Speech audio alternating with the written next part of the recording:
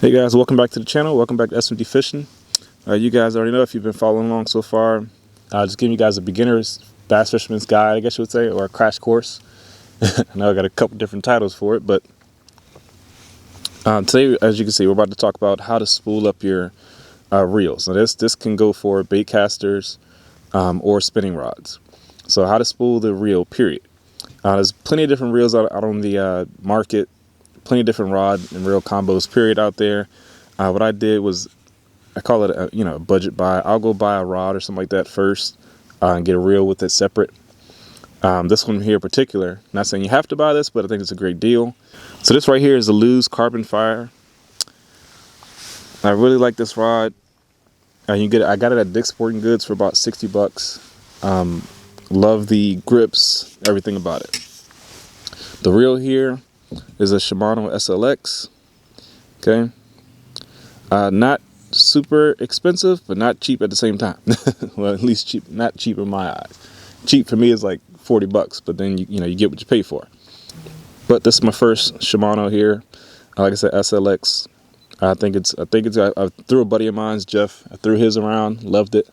So I'm about to spool it up, show you guys how to spool it up, or how I spool up my reels. Like I said, this can go for baitcasters and spinning rods, braid or fluoro, or monofilament or copolymer, all that. It's all the same concept of what I'm about to do. Now, you don't have to use this brand, but this is a well-known brand out there. Seagar, I got this spool off Amazon, 15-pound, red label. It's kind of like a medium grade, not your best, not your worst, fluorocarbon line, but I think it's good enough for what I'm about to, my application. So don't forget this little piece of tape right here. I'm going to show you how you can use it. I might not use it, I don't know. But don't forget, if you have a little piece of tape or something, or if you got a little painter's tape, that'll come into play in this application as well. So what I like to do is take this line. You guys see that line? I'm glad I got a black background. So I take this line and I run it through. Starting from the top of the top guide. Okay. I run it through the top guide first, and I run it all the way down to the reel itself. One thing I like about this line is not much line memory that a lot of people may complain about with other brands. It's not terrible, okay? And I'm not saying it's the best in the world. So I'm running this through all my guides right now, running it all the way down into the reel. Then we'll get to that shot next. All right, so we're back to this. So this line, and you'll see once you get your reel, there's a little top hole up there. I run it through that top hole. The guide. All right, so now that we got it through that top hole, right? So now you have your line sitting here. So remember that piece of tape I was talking about earlier? All right, that little piece of tape sitting there. You can use a piece of that, or like I said, a little painter's tape. There's many different ways to secure this line down to the spool itself. All right. Some people run it through the holes that are inside. I don't know if you guys can see that. So yeah, some people run it through the holes that are inside. I've done that before too. It all depends on the reel. Like I said, a lot of reels have different designs and different, how they want to design their own, based on the company. So if I can't run it through the holes itself, then I'll just loop it around. Nobody said this is the easiest thing in the world, okay? So you should do this at home, not when you want to fish. All right, finally, about 3 hours later, right? All right, so once you got the line around the spool, a lot of people like to tie knots down here, which I've done before as well. And that's what I'm about to do here today, because I didn't go through the holes. So some people tie knots. I'll tie a knot, and I'll use that little piece of tape I was talking about to just put it on top of that knot. It's not mandatory, but just, the way I usually do it. So let me tie this knot real quick, and I'm using a uni knot. I had another video about which my favorite two knots, and how they are able to be used in a lot of different ways. So real quick, I'm gonna tie my uni knot real quick. Give me a second.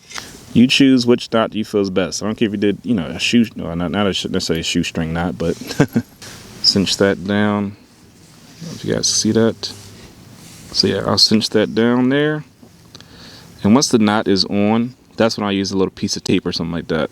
Of course, cut your tag in, but then I use a little piece of tape or something like that just to hold that in place. It doesn't affect the way this is going to spool or anything like that. I didn't use piece of tape this time. I'm just going to try to start reeling with my finger a little bit. And it seems like she's starting to making her way around that spool. And I'm holding a little tension with this finger. I'm sorry, with this hand from the line, just a little bit, just so she could start the process. All right, so we got the process started, right? Like I said, you could use a piece of tape, you can make a knot, a bunch of different ways you can, secure this down here. You should never get to the point where you're throwing and the line gets down this thin, okay? Please don't be like Imai. No, I was just kidding. I did that sometimes too. You're cutting line, retying. Next thing you know, your next cast, you're getting down to this. I completely understand. Once you get this started, so sometimes I'll put this out in front of me on the ground, or sitting right there seems to be just fine. But you want it out towards the front side of your rod tip, okay? So in a spool like this, that line is going to go straight up and just unravel itself as it goes up. What I like to do is this hand might hold a little tension, just a little bit, a little tension. You hold it up just like it's coming down that first guide, and then you'll reel. As you hold a little tension, and you'll reel. Okay?